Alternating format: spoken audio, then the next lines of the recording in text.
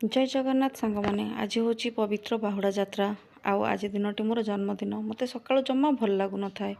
तो संध्या बेलू स्वामी कहले कि चलो जीवा टिके ठाकुर को दर्शन करके आसवा तो बहुत कष्ट बाहर कि हाँ चलो जीवा टिके कालिया को देखिक आसवा बहुत दिन है ठाकुर को जगन्नाथ को दर्शन होनी मंदिर तो जीवनी किंतु मंदिर बाहर तो दर्शन करूँ तो भगवान एमती लीला थिला मु पूरा बहुत पाखरु भगवान को देखी हाँ छुईलिनी बहुत दूर रे रही गोटे बाउंड्री थिला ता ऊपर छिड़ा होकर रही आउ बहुत खुशी लगिला आउ जेतेबेले भगवान को देखिली ना एते कांद लगिला बहुत कांद लगिला माने 2 वर्ष पर बोधे मु ठाकुर को देखुची सामने रे एते भल लगिला खुशी रे मु पूरा कांदी देइथिली एते बढ़िया लगिला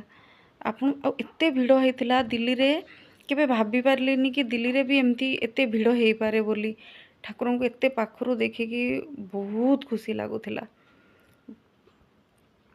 तापर देखो आम जगन्नाथ टिके दर्शन कलु कर सारी से खाई पीकी फेरी आसिलु। अच्छा कहले